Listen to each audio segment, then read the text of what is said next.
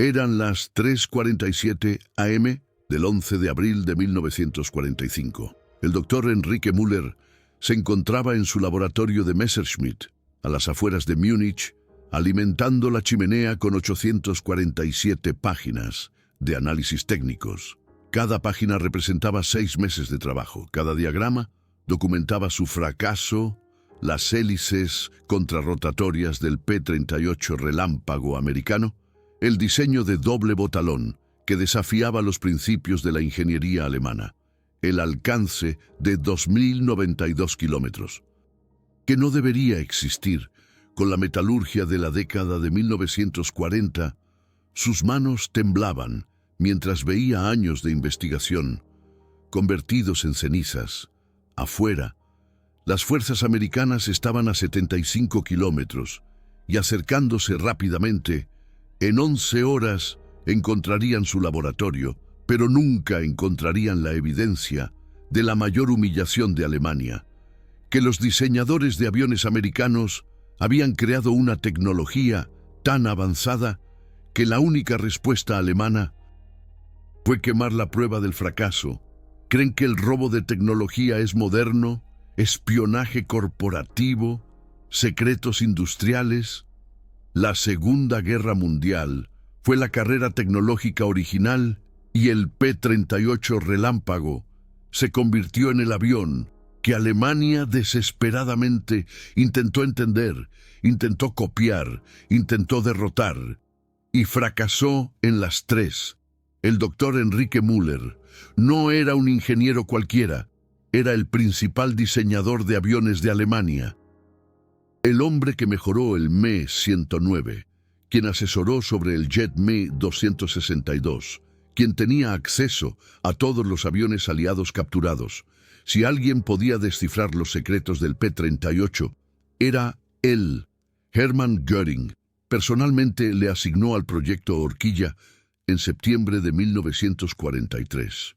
El nombre en clave significaba horquilla en alemán, porque el diseño de doble botalón del P-38 parecía una enorme horquilla en el cielo. La misión era sencilla: averiguar cómo lo construyó América, averiguar cómo vencerlo, o mejor aún, averiguar cómo copiarlo. La confianza era asombrosa. La ingeniería alemana había dominado Europa. Sus tanques eran superiores, su óptica era inigualable, su metalurgia era la mejor del mundo. O eso creían. Cuando el primer P-38F capturado llegó al centro de pruebas de Rechlin, el 3 de octubre de 1943, los pilotos de prueba alemanes realmente se rieron. El capitán Francisco Stigler, de la Luftwaffe, se paró junto a Müller y dijo que el diseño de doble botalón era aerodinámicamente idiota, que los ingenieros americanos claramente no entendían el diseño adecuado de aviones, que esta fea máquina de cola de horquilla sería fácil de superar en maniobras. Müller asintió. Estaba de acuerdo, estaba equivocado. Estaban todos catastróficamente equivocados. El primer vuelo de prueba ocurrió a las 2:18 p.m. del 7 de octubre de 1943. El capitán Stigler llevó el P-38 capturado a 4.572 metros sobre Baviera. Müller observaba desde el suelo, con binoculares y un bloc de notas. La misión de Stigler era encontrar debilidades, identificar vulnerabilidades, probar la superioridad alemana. La radio crepitó a las 2:31 p.m. La voz de Stigler había cambiado.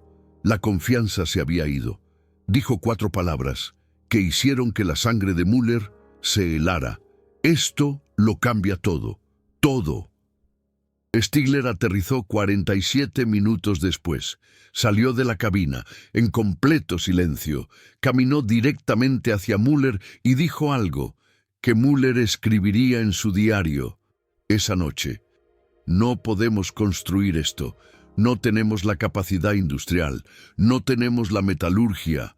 No tenemos la fabricación de precisión, e incluso si tuviéramos las tres, estamos 5 años atrás.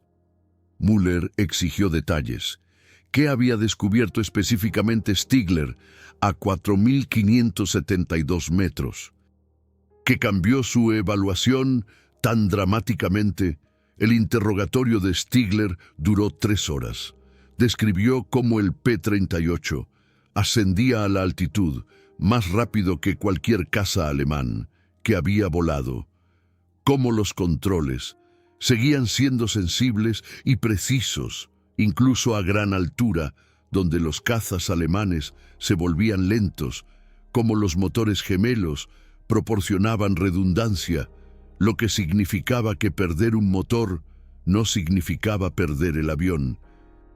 Pero lo que más sorprendió a Stigler fue algo que sintió. En lugar de ver la calidad de construcción, cada entrada de control producía una respuesta exacta, sin holgura en los cables de control, sin vibración, de hélices mal equilibradas, sin puntos ásperos en el movimiento del acelerador. Dijo que se sentía como volar un instrumento de precisión en lugar de un avión de combate. Stigler había volado Me-109 con 50 horas de combate, que ya tenían palancas de control sueltas y motores temperamentales. Este P-38 capturado tenía daños de combate visibles en el fuselaje, agujeros de bala que habían sido reparados, cicatrices de batalla, de misiones sobre el norte de África, y aún así volaba más suave que los cazas alemanes nuevos, recién salidos de la fábrica. Eso es lo que rompió la confianza de Stigler. No que el P-38 fuera rápido, o bien armado, o de largo alcance, sino que la calidad de fabricación americana era tan consistente que un avión dañado en batalla aún rendía mejor que los impecables cazas alemanes. Sugería un nivel de control de calidad industrial que Alemania simplemente no poseía. Pero Müller no lo creía. Todavía no. Era el principal diseñador de Alemania. Tenía recursos, tenía talento, tenía a los mejores ingenieros de Europa trabajando bajo sus órdenes. El proyecto Horquilla se expandió. Para noviembre de 1943, Müller tenía 47 ingenieros dedicados a tiempo completo a la ingeniería inversa del P-38.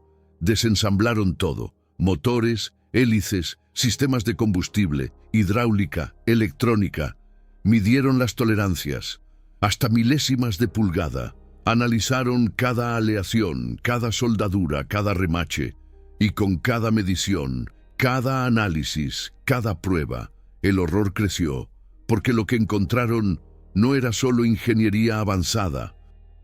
Era una filosofía de fabricación completamente diferente, que Alemania no podía replicar, incluso si tuvieran 10 años. Déjenme contarles, ¿qué fue lo que rompió a Müller primero? Las hélices contrarrotatorias. En el papel es simple: 2 hélices girando en direcciones opuestas para cancelar el par. Los ingenieros alemanes entendían la teoría. Habían propuesto diseños similares en 1938, pero la teoría y la ejecución son universos completamente diferentes. Los motores Allison B1710 del P-38 impulsaban hélices que giraban hacia adentro, una hacia la otra. La hélice del motor izquierdo giraba en el sentido de las agujas del reloj. La hélice del motor derecho giraba en sentido contrario a las agujas del reloj. Esto cancelaba el efecto de par, que hacía que los cazas monomotores quisieran girar a la izquierda durante el despegue, pero hacer que esto funcionara requería una fabricación de precisión que aturdió al equipo de Müller. Las cajas de engranajes de las hélices tenían que ser espejos perfectos, una de la otra. Los dientes de los engranajes tenían que estar maquinados con tolerancias de 0.00762 milímetros, 7 micras y media. Cualquier desviación, y los engranajes se desgastarían de manera desigual, vibrarían, y eventualmente fallarían catastróficamente. A 7.620 metros, el equipo de Müller midió la caja de engranajes capturada. Y con las mejores herramientas de precisión de Alemania, la consistencia de fabricación americana era inhumana. Cada diente del engranaje estaba dentro de la tolerancia. Cada superficie de rodamiento era lisa como un espejo. Cada canal de aceite estaba perfectamente perforado. Müller escribió en su informe de diciembre de 1943 a Göring que este nivel de precisión de fabricación sugería una producción en cadena con un control de calidad que excedía a los aviones alemanes construidos a medida. Ahí es cuando el horror realmente golpeó. Esto no era un prototipo, esto no era un avión experimental de producción limitada. Esto era producción en masa. Las fábricas estadounidenses estaban construyendo P-38 relámpagos con este nivel de precisión, en líneas de ensamblaje en Burbank, California, construyéndolos rápido, construyéndolos consistentemente, construyéndolos en números que hacían que la producción alemana pareciera un pasatiempo. Los informes de inteligencia lo confirmaban. La planta de Lockheed en Burbank estaba produciendo 17 P-38 relámpagos por día a finales de 1943. 17 por día, con hélices contrarrotatorias que requerían una precisión que Alemania no podía alcanzar, ni siquiera en sus mejores instalaciones de investigación. Enrique Müller obtuvo fotografías de la línea de ensamblaje de Burbank a través de canales de inteligencia en enero de 1944. Las fotos mostraban algo que no debería haber sido posible. Mujeres trabajadoras, muchas de las cuales nunca habían trabajado en la manufactura antes de la guerra, estaban ensamblando componentes de aeronaves complejos en líneas de ensamblaje móviles. Rossi, la remachadora, no era propaganda. Estaba construyendo P-38 relámpagos con una precisión que excedía a los maestros artesanos alemanes. Las fotografías mostraban estaciones de control de calidad cada 15 metros a lo largo de la línea de ensamblaje, inspectores revisando tolerancias, probando componentes, rechazando cualquier cosa que no cumpliera con las especificaciones. Este nivel de control de calidad sistemático no existía en la producción de aeronaves alemanas. Una foto en particular atormentaba a Müller. Una joven, probablemente de 19 o 20 años, instalando un conjunto de caja de engranajes de la hélice. El pie de foto la identificaba como Margarita Suárez de Pasadena, California. 6 meses de entrenamiento, y estaba instalando componentes que los ingenieros alemanes con décadas de experiencia luchaban por fabricar. ¿Cómo era eso posible? La respuesta estaba en la filosofía de producción estadounidense. Habían desglosado tareas complejas en pasos simples y repetibles. Crearon plantillas y accesorios que aseguraban la consistencia. Desarrollaron programas de capacitación que podían convertir a trabajadores sin experiencia en ensambladores de precisión en semanas, en lugar de años. Alemania confiaba en artesanos calificados. Estados Unidos había industrializado la habilidad misma. Müller mostró estas fotos a su equipo en febrero de 1944. Les pidió que estimaran cuánto tiempo le tomaría a Alemania implementar procesos de línea de ensamblaje similares para el Me-109. Las respuestas variaron de 2 a 5 años. Y eso era solo para igualar los métodos de producción estadounidenses de 1943, para cuando Alemania se pusiera al día. Estados Unidos habría avanzado aún más. Era una carrera que Alemania no podía ganar, no porque los ingenieros alemanes fueran inferiores, sino porque todo el sistema industrial estadounidense estaba orientado hacia la producción en masa con alta calidad. El sistema de Alemania estaba orientado hacia la artesanía con producción limitada, dos filosofías fundamentalmente diferentes. Y en una guerra total, la producción en masa gana. Müller lo intentó de todos modos. El proyecto Horquilla Fase 2 comenzó en enero de 1944. El objetivo era construir una caja de engranajes contrarrotatoria funcional utilizando la manufactura alemana. Tenían los planos de las aeronaves capturadas, tenían medidas, tenían análisis metalúrgicos, tenían a los mejores maquinistas de Alemania trabajando las 24 horas. 3 meses después, tenían una caja de engranajes que funcionaba durante 11 minutos, a las 11:47 am del 23 de marzo de 1944, la caja de engranajes de prueba instalada en un Me-109 modificado falló catastróficamente a 2.400 metros sobre Rechlin. El piloto de pruebas, el teniente Juan Bautista, apenas logró regresar con vida. Los dientes del engranaje se habían desgastado de manera desigual, creando vibraciones que destrozaron la carcasa de la caja de engranajes y enviaron fragmentos de metal a través del capó del motor. El informe de Bautista tenía 3 palabras. Los estadounidenses construyen magia. Pero las hélices contrarrotatorias ni siquiera eran lo peor. El diseño de doble botalón en sí era la verdadera pesadilla. El equipo de Müller pasó 4 meses tratando de entender por qué funcionaba. La teoría aerodinámica alemana decía que el diseño debería ser inestable. La góndola central que sostenía al piloto y las armas estaba conectada a la cola por 2 largos botalones que se extendían hacia atrás desde los motores. Esto creó puntos de tensión torsional que deberían haber causado una falla estructural durante maniobras de alta velocidad. Debería haberlo hecho. No lo hizo. El P-38 Relámpago podía realizar giros de 6.5 G a 560 km/h sin daño estructural.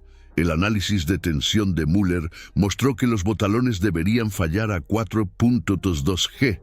Entonces, ¿por qué no estaban fallando? La respuesta estaba en la metalurgia, y eso hizo que Müller quisiera renunciar. Los estadounidenses estaban usando aleaciones de aluminio que Alemania no tenía.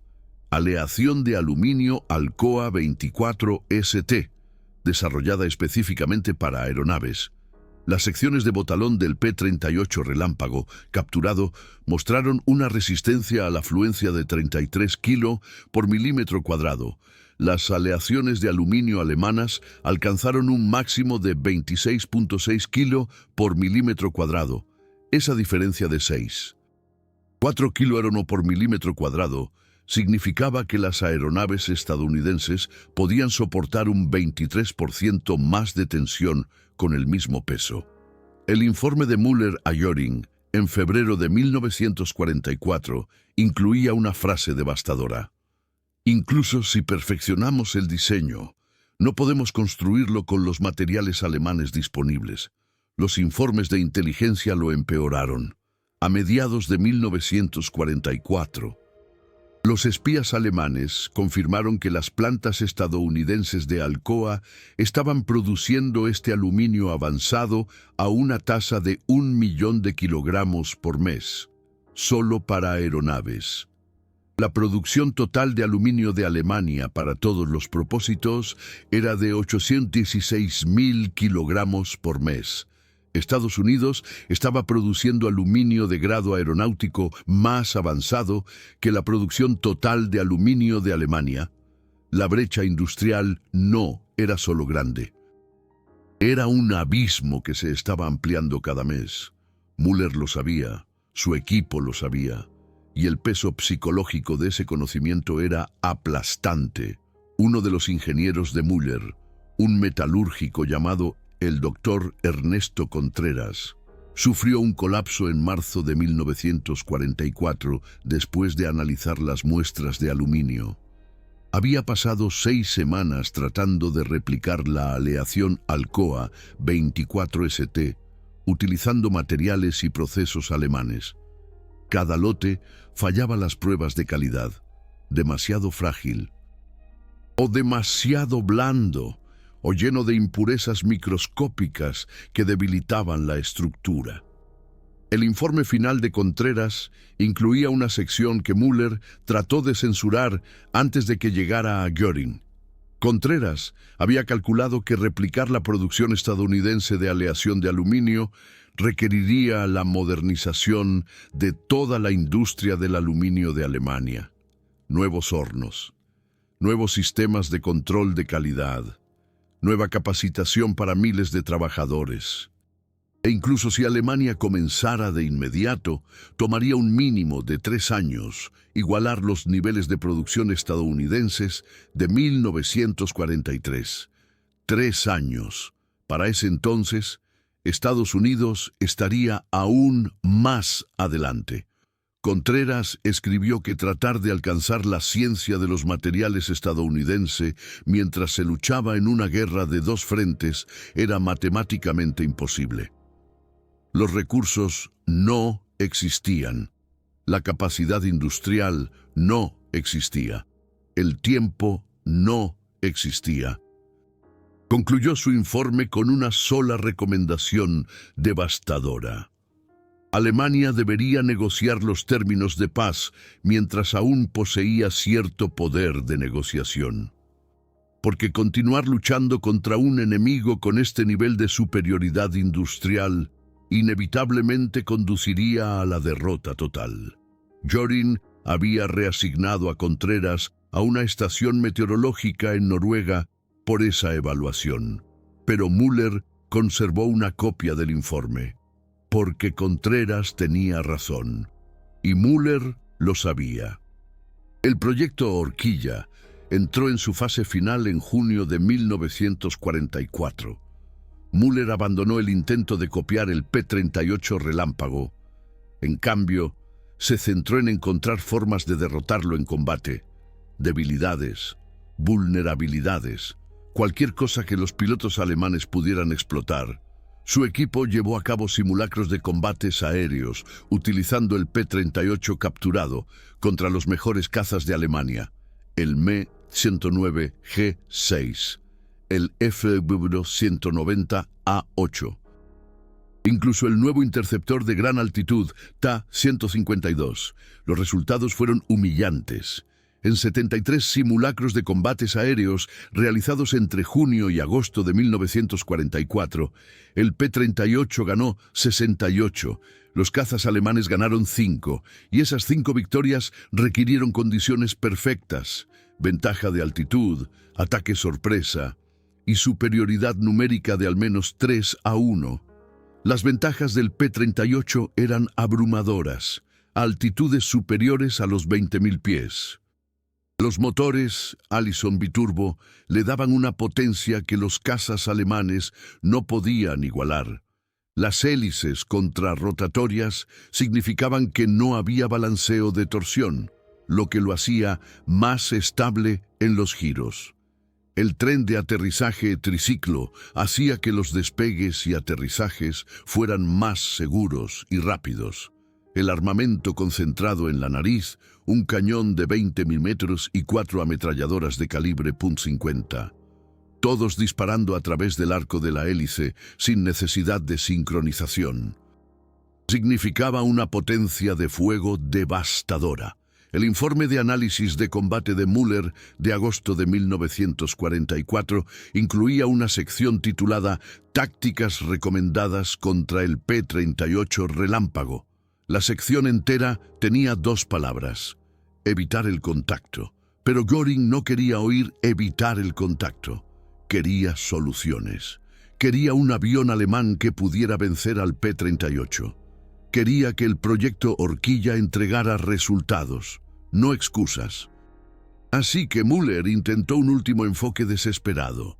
Propuso un diseño híbrido, tomar el fuselaje probado del Me-109, añadir algunas innovaciones del P-38 que Alemania realmente pudiera fabricar, estabilizadores verticales gemelos para una mejor estabilidad, turbocompresores mejorados para un rendimiento a gran altitud, armamento más concentrado.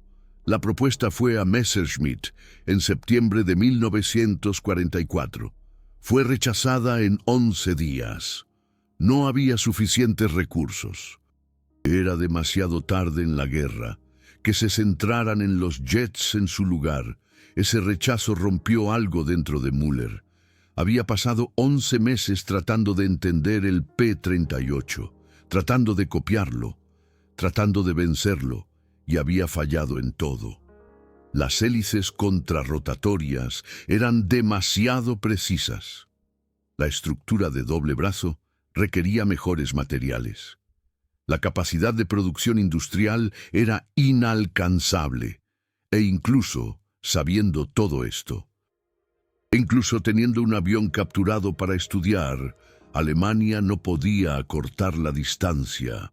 Los estadounidenses no estaban solo por delante en un área, estaban por delante en diseño, metalurgia, fabricación de precisión y producción en masa. Era una superioridad integral. Las entradas del diario de Müller de octubre de 1944 son desgarradoras de leer. Fueron desclasificadas en 1983.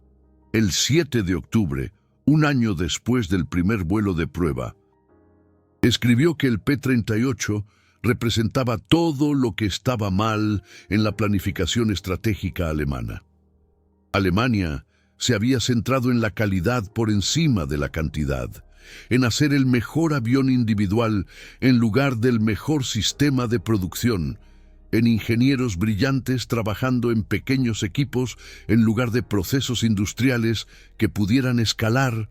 Estados Unidos había hecho lo contrario, y Estados Unidos estaba ganando por eso. El 19 de octubre de 1944. Müller escribió una frase que lo resumía todo. No estamos perdiendo contra mejores pilotos, estamos perdiendo contra mejores fábricas. Para diciembre de 1944, el proyecto Horquilla estaba extraoficialmente muerto. Müller mantuvo un pequeño equipo analizando informes de inteligencia sobre las operaciones del P-38, pero la ingeniería inversa se había detenido. El análisis de combate se había detenido. Todos sabían que la guerra estaba perdida. La única pregunta era, ¿cuándo? El informe oficial final de Müller tenía fecha del 15 de enero de 1945. 53 páginas, documentando todo lo que el proyecto Horquilla había aprendido. Las especificaciones técnicas, los requisitos de fabricación, el análisis metalúrgico, los datos de rendimiento en combate y en la página final, una única recomendación. Alemania debería centrar los recursos defensivos en áreas donde las operaciones del P-38 sean poco probables, porque defenderse contra ellos es intensivo en recursos y en última instancia inútil. Göring leyó el informe y, según los registros desclasificados, explotó. Llamó a Müller un derrotista. Lo acusó de sabotear la moral alemana. Amenazó con que lo arrestaran por difundir propaganda enemiga. Müller fue retirado del proyecto Horquilla el 23 de enero de 1945, reasignado a un papel administrativo sin sentido. Su equipo fue disuelto. El P-38 capturado fue enviado a un centro de almacenamiento. Las 847 páginas de análisis, los 11 meses de trabajo, los descubrimientos que podrían haber cambiado la estrategia alemana antes. Todo fue archivado y olvidado, excepto que Müller no olvidó. Guardó sus copias personales, sus notas, sus mediciones, sus conclusiones, porque todavía era un científico, todavía un ingeniero, todavía alguien que creía que la documentación importaba. Pero a medida que las fuerzas estadounidenses entraron en Alemania en marzo y abril de 1945, Müller se dio cuenta de que esos documentos eran peligrosos. Si los estadounidenses los capturaban, verían todo lo que Alemania había aprendido sobre el P-38. Cada debilidad que habían buscado y no pudieron encontrar, cada fortaleza que habían tratado de copiar y fallaron, sería la máxima humillación. Prueba documentada de que el principal diseñador de aviones de Alemania había pasado 11 meses tratando de entender la ingeniería estadounidense y había llegado a la conclusión de que era imposible de replicar. Eso no era solo un fracaso técnico, era un fracaso ideológico. Prueba de que la democracia industrial estadounidense había derrotado el control centralizado alemán. Así que el 11 de abril de 1945, con las fuerzas estadounidenses a 47 millas de distancia, Müller tomó su decisión. A las 3:47 am comenzó a quemar todo. Los dibujos técnicos fueron lo primero, esquemas detallados de las hélices contrarrotatorias, análisis de tensión de la estructura de doble brazo, informes metalúrgicos sobre las aleaciones de aluminio. Luego, los documentos de análisis de combate, los 73 resultados de los simulacros de combates aéreos, las tácticas recomendadas que se reducían a evitar el contacto. Las comparaciones de producción industrial que mostraban que Estados Unidos construía P-38s más rápido de lo que Alemania podía derribarlos. 847 páginas, 11 meses de trabajo, todo convertido en cenizas en la chimenea de su laboratorio.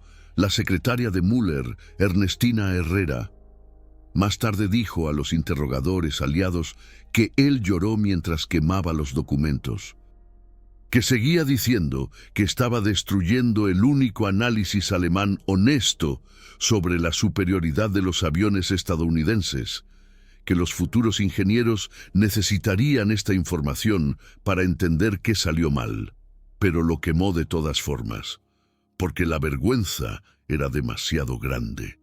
La admisión de inferioridad era demasiado completa. Mejor destruir la evidencia que dejar que fuera capturada y estudiada y utilizada como prueba de que la ingeniería alemana había sido derrotada integralmente.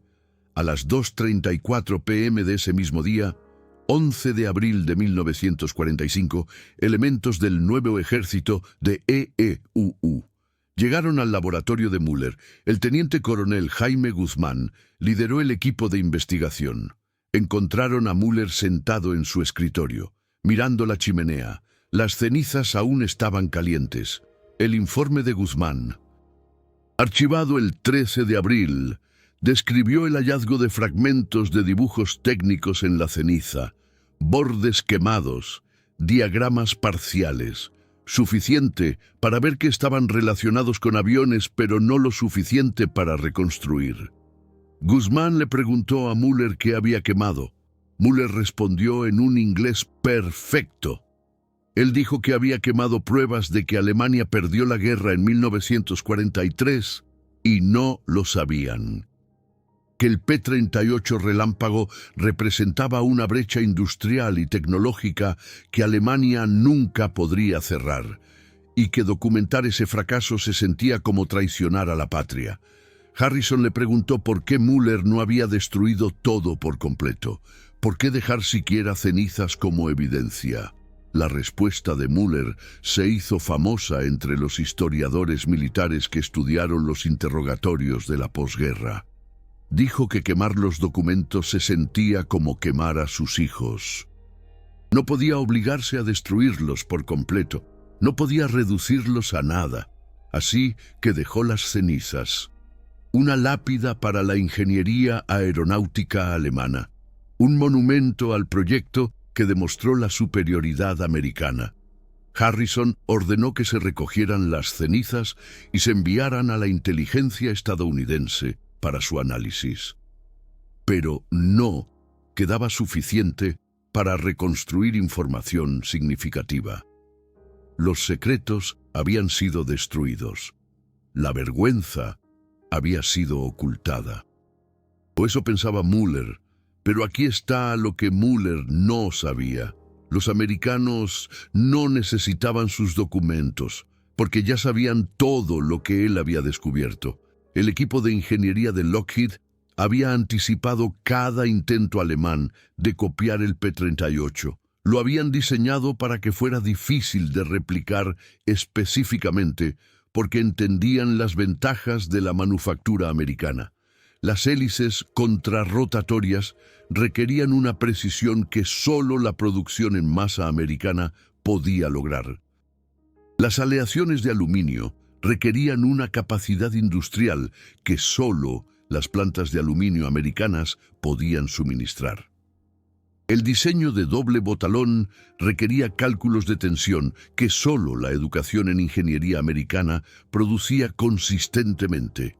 No era una superioridad accidental, era una superioridad diseñada, incorporada en cada especificación. Kelly Johnson, el ingeniero de Lockheed que dirigió el diseño del P-38, dijo en una entrevista en 1952 que lo diseñaron sabiendo que Alemania no podría copiarlo ni siquiera con planos. Que el verdadero secreto no era ninguna tecnología individual. Era la integración de la capacidad industrial americana, la ciencia de los materiales, la manufactura de precisión y la educación en ingeniería.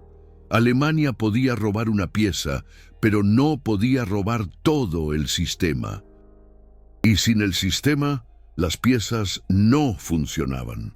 Mueller había pasado 11 meses descubriendo exactamente eso, y lo había destrozado por completo. El P-38 Relámpago voló misiones de combate hasta el final de la Segunda Guerra Mundial. La producción total alcanzó los 10.037 aviones, construidos en Burbank, California, por trabajadores que probablemente nunca pensaron en sí mismos como armas de guerra psicológica. Pero eso es exactamente lo que eran. Cada P-38 que aparecía sobre Alemania, sobre Japón, sobre cualquier territorio del eje, era una demostración voladora de la superioridad industrial americana. Un mensaje de doble motor, doble botalón y hélices contrarrotatorias que decía: no pueden construir esto, no pueden vencer esto, no pueden ganar esta guerra. El doctor Enrique Mueller sobrevivió a la guerra. Fue interrogado extensamente por la inteligencia aliada. Su testimonio ayudó a documentar el desarrollo de la aviación alemana y los fracasos de sus programas de ingeniería inversa. Nunca volvió a trabajar en el diseño de aviones. Según su hija, entrevistada en 1978, se negó a discutir el P-38 por el resto de su vida. Dijo que representaba su mayor fracaso profesional, no que no pudiera copiarlo, sino que entendió demasiado tarde cuán exhaustivamente Alemania había sido superada industrialmente. Murió en 1969, a los 73 años. Su obituario en el Deutsche Zeitung mencionó su trabajo en el Me 109, pero no mencionó el proyecto Horquilla, los documentos quemados, los 11 meses de fracaso, porque algunas vergüenzas son demasiado grandes para conmemorarlas. Pero la historia de esos documentos quemados te dice todo sobre lo que representaba el P-38 Relámpago. No era solo un avión de combate, era una declaración de filosofía industrial. Las fábricas de Estados Unidos, llenas de Rositas la remachadora y trabajadores que nunca habían construido aviones antes de 1940, estaban produciendo tecnología tan avanzada que los mejores ingenieros de Alemania no podían replicarla con tiempo y recursos ilimitados. Eso no es solo una ventaja táctica, Eso es un jaque mate estratégico, y Mueller lo sabía. Por eso quemó la evidencia, porque algunas verdades son demasiado devastadoras para documentarlas.